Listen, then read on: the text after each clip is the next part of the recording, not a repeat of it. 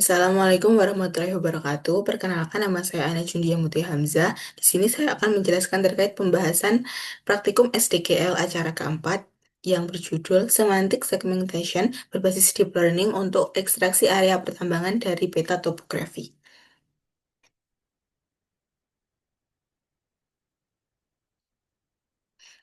Oke, sebelumnya, apa itu semantic segmentation? Semantic segmentation ini merupakan teknik computer vision berbasis deep learning yang digunakan untuk mengklasifikasikan setiap pixel pada citra ke dalam kelas tertentu, menurut Rudiansyah dan kawan-kawan 2024. Berbeda dengan image classification yang hanya memberikan satu label pada keseluruhan citra, metode semantic segmentation ini mampu memberi label pada setiap pixel sehingga objek dalam citra dapat dikenali dan dibedakan secara lebih detail. Untuk keterkaitan semantic segmentation dengan data yang digunakan, kemudian penerapannya dan manfaat yang akan diunggulkan, yaitu untuk data yang digunakan, yang pertama itu data utama yang digunakan yaitu adalah daerah data peta topografi area Amerika Serikat yang berformat geotif yang memuat informasi elevasi, kontur, dan pola lahan. Data ini dipadukan dengan data shapefile dengan label untuk membedakan area tambang dan non-tambang. Kemudian penerapannya dalam deep learning, model deep learning seperti UNet, SegNet, atau MassRCNN dilatih menggunakan data topografi dan label shapefile. Prosesnya meliputi training, validation, dan inference sehingga menghasilkan model yang siap digunakan untuk klasifikasi area tambang. Kemudian manfaat yang dihasilkan yaitu hasil segmentasi ini bermanfaat untuk memantau perubahan area tambang dari waktu ke waktu, menganalisis dampak lingkungan, serta meningkatkan efisiensi kerja.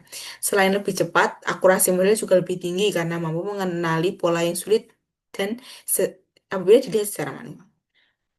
Kemudian, ini merupakan gambar dari proses ekspor training data. Proses ekspor training data ini merupakan ekstraksi area pertambangan dan ekspor training data for deep learning merupakan langkah awal yang penting untuk menyiapkan dataset sebelum model dilatih. Proses ini mengubah citra topografi dan shapefile menjadi data latih sesuai format UUNet, DeepLab, Mass RCNN. Parameter utama yang diatur yaitu ada input raster berupa citra utama atau citra geotif, kemudian input feature class berupa data shapefile berbasis label tambang versus non-tambang. Kemudian mesh polygon yaitu merupakan wilayah AOI yang membatasi area analisis tersebut. Kemudian untuk ketentuan cell size dan format menentukan resolusi dari output file. Output berupa folder, outputnya nanti berupa folder yang berisi citra, label, dan metadata yang siap digunakan untuk pelatihan deep learning sehingga model dapat mengenali area tambang secara lebih akurat. Selanjutnya ada pemrosesan train deep learning models. Ini merupakan contoh ataupun gambar proses dari train deep learning model. Tahap pembuatan model deep learning atau train deep learning model merupakan proses utama di mana data hasil ekstraksi, patch, dan label dilatih menjadi sebuah model AI. Tujuannya agar sistem dapat mengenali pola piksel yang mewakili kelas tertentu, misalnya area tambang dan area non-tambang. Kemudian beberapa parameter penting yang perlu digarisbawahi yaitu yang pertama ada input training data berupa folder dataset hasil ekstraksi atau ekspor. Kemudian model tab berupa algoritma deep learning yang digunakan contoh seperti UNet, LCNN, dan CNN ataupun yang lainnya. Kemudian validation dan cell size eh, sesuai dengan pembagian data latih atau validasi serta resolusi atau sesuai validasi dan resolusi pixel. Kemudian, untuk monitor metrik dan backbone model merupakan indikator kerja yang mempengaruhi misalnya akurasi LOU, F1 score, dan arsitektur CNN yang digunakan yaitu ResNet. Kemudian, CPU atau GPU menentukan perangkat keras untuk mempercepat pelatihan. Karena saya menggunakan laptop, maka saya menggunakan GPU. Kemudian hasil akhir dari train deep learning ini merupakan eh, file dalam format DLP, model dalam format DLPK yang siap dipakai untuk proses klasifikasi atau segmentasi citra baru. Selanjutnya itu ada pemrosesan project raster.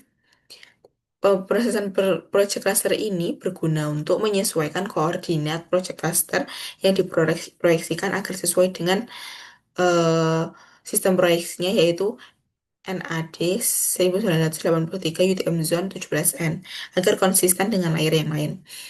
Eh, Tujuan proses project cluster ini yaitu menjamin akurasi spasial dan menghindari pergeseran posisi. Yang ketiga, yang terakhir yaitu memungkinkan integrasi hasil dengan data geospasial lain secara tepat. Dan proses project cluster ini berguna untuk keseragaman koordinat sehingga analisis spasial lebih akurat dan yang digabung dan data bisa digabung dengan benar. Selanjutnya ada proses classify pixels. Ini merupakan gambar dari proses classify pixel, yaitu saya menggunakan dua data, yaitu data Williamsburg dan yang kedua data Hilton. Ini merupakan data Hilton. Kemudian, tahap classify ini merupakan proses penerapan deep learning ke citra raster. Seti di tahap ini, setiap pixel dianalisis dan diberi label sesuai kelas yang sudah dipelajari model.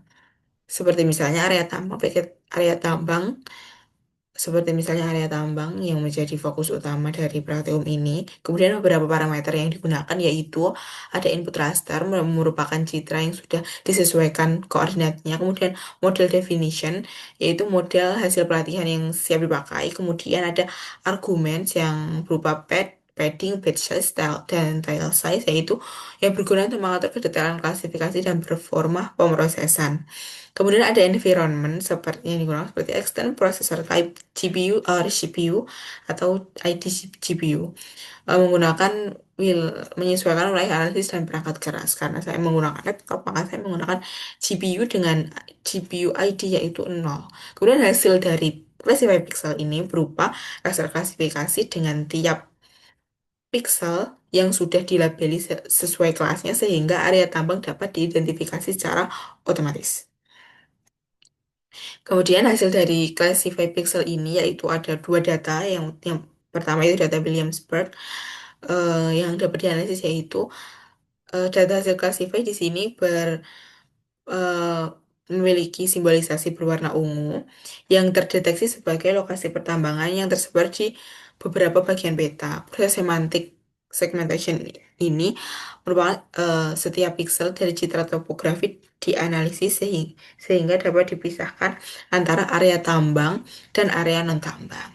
Kemudian, kelebihan dari metode ini yaitu otomatis konsisten dan lebih akurat dibanding digitasi manual.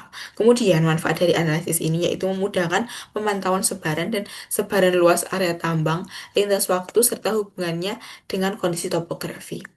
Selanjutnya, yaitu ada kesimpulan dari hasil klasifikasi pixel ini yaitu artinya deep learning itu mampu mengekstraksi area perkembangan dari peta topografi wilayah Williamsburg secara cepat dan sistematis. Selanjutnya itu ada hasil classify wilayah Halton yang digambarkan atau disimbolisasikan dengan warna magenta yang terdeteksi sebagai lokasi pertambangan yang terkonsentrasi di barat daya dan timur. Kemudian, semantic segmentation pada hasil classify pixel ini dapat mengklasifikasikan area tambang dan area non-tambang. Dan manfaat dari classify pixel ini dapat dapat mengekstraksi area tambang lebih cepat, konsisten, dan akurat dibanding digitasi manual. Kemudian relevansinya yaitu dapat digunakan untuk analisis perubahan luas tambang multitemporal dan hubungan dengan kondisi topografi. Sehingga dapat disimpulkan bahwa deep learning berhasil mengekstraksi area pertambangan dari peta topografi tahun 1974 secara otomatis. Kemudian terima kasih. Mungkin itu sekian penjelasan dari saya. Kurang lebihnya mohon maaf. Wassalamualaikum warahmatullahi wabarakatuh.